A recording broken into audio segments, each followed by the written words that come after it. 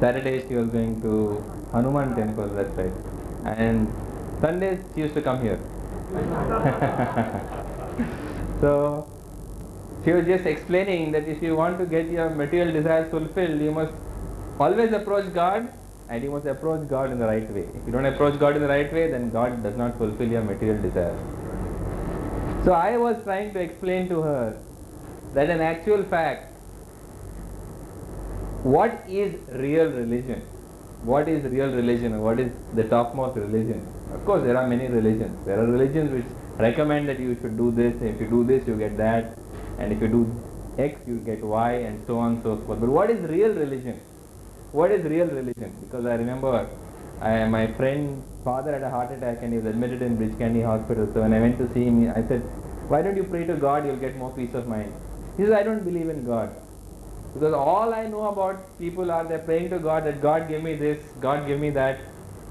And this has turned me away from religion, because I feel that if God exists, He is certainly not sitting up over there to fulfill all our petty little desires. And he says, my auntie does so many novenas and she does this and she does that, and she feels that her desires are fulfilled by this saint and that saint. I don't believe in all these things. So that has turned me off religion completely. So I was explaining to this neighbors of mine the same thing that I explained to my friend's father, that what is the topmost religion? What is the topmost religion? In fact, in the Srimad Bhagavatam it is clearly stated what topmost religion is.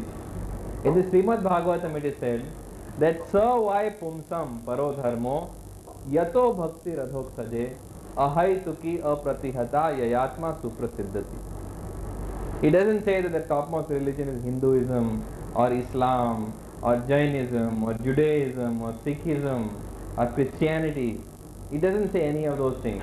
It says the topmost religion is that religion which helps you to develop love of God. That is the definition of the topmost religion. The topmost religion is that religion that helps you to develop love of God. That is the topmost religion. And furthermore it says that for this religion to fully satisfy you, it must have two characteristics. That the topmost religion has got two characteristics. What are these two characteristics? One characteristic is that it should be unmotivated, and the other is that it should be uninterrupted. That it should be uninterrupted and it should be unmotivated. I remember in the last Bhagavad Gita course we had, one young lady was brought by her friend here for the course, and afterwards she was telling him that, I come from a very pious family, and it's true that we go to Nathdwara and we worship Krishna and all these things. But, she said, what I don't understand is that throughout these 7 days lectures that he was conducting, he was saying again and again and again that you must do everything for Krishna.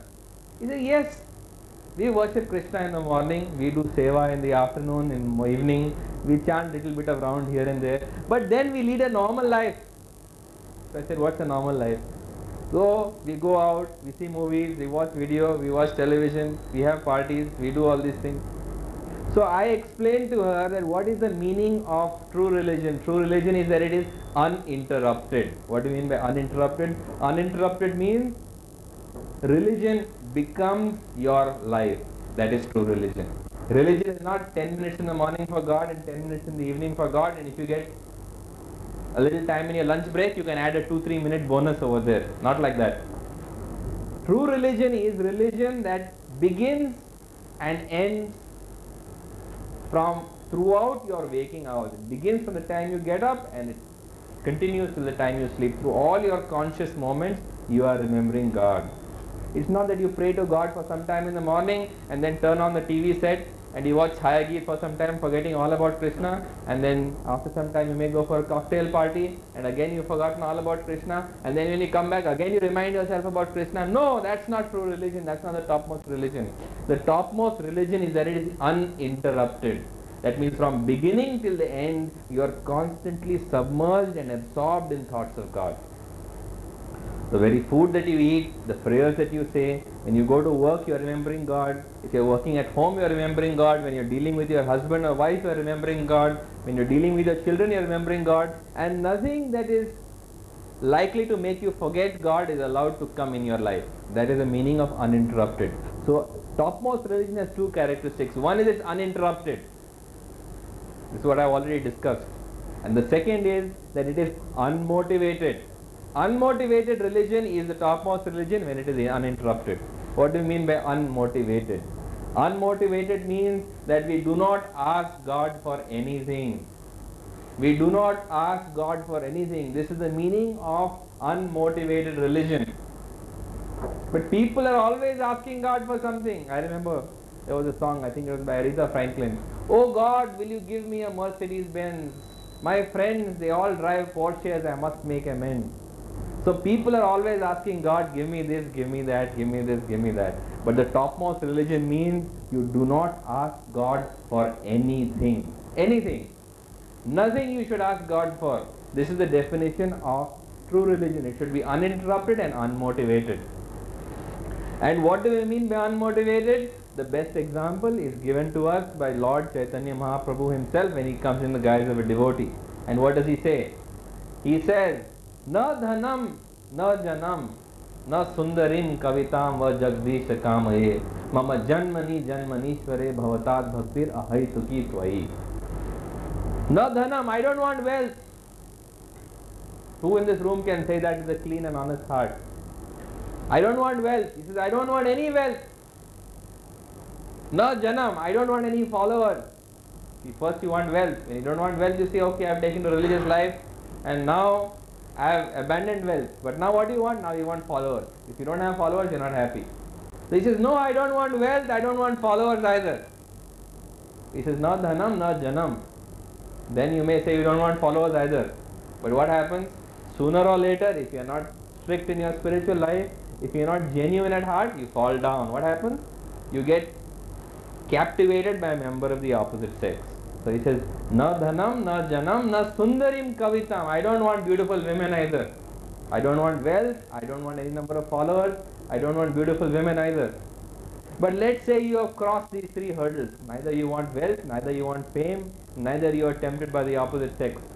Then there is still one thing that remains. And what is that thing? You pray to God that, oh God, please relieve me from this place of misery. This is dukhalayam ashashvatam. You said so yourself.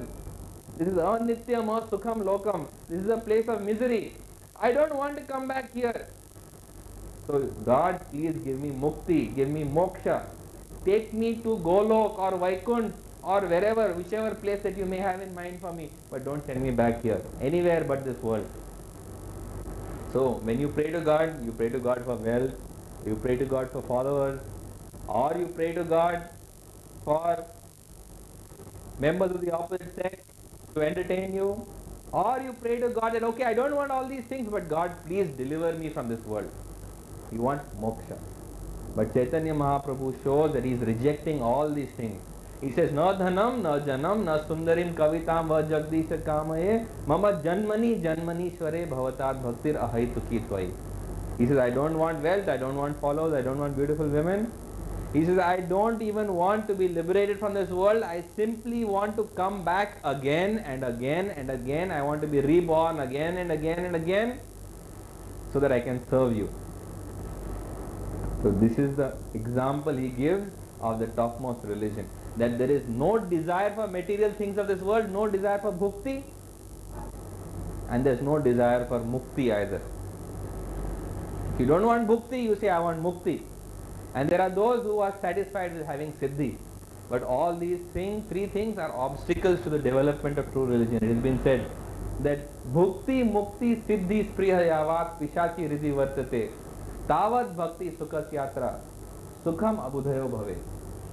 That if you have in your heart these three wishes, one which is desiring enjoyment in the world, one which is desiring spiritual powers or potency to perform miracles like siddhis, and the third is the desire to be liberated from this world. As long as these three wishes are seated in your heart, true religion, true love of God can never dawn in your heart. So this is what Chaitanya Mahaprabhu explains, that true religion is like this.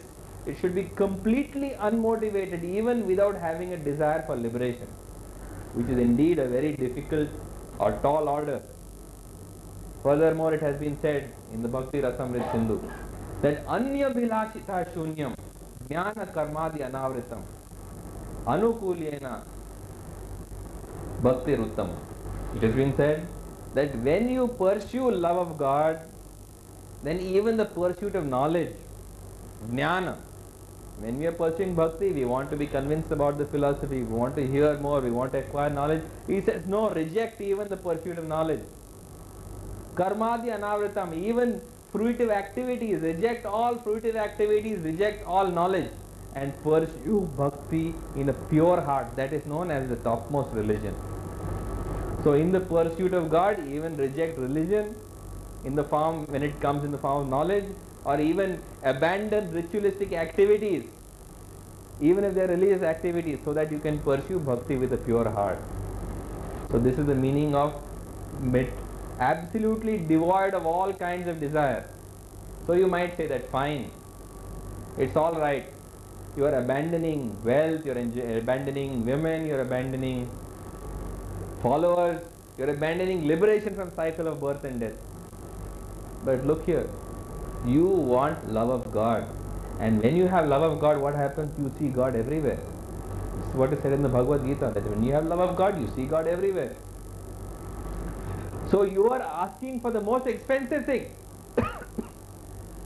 That you might think that you are being without desire, but although you are imagining that you are worshipping without desire, you are actually worshipping with the topmost and the most expensive desire, to love God and see Him everywhere.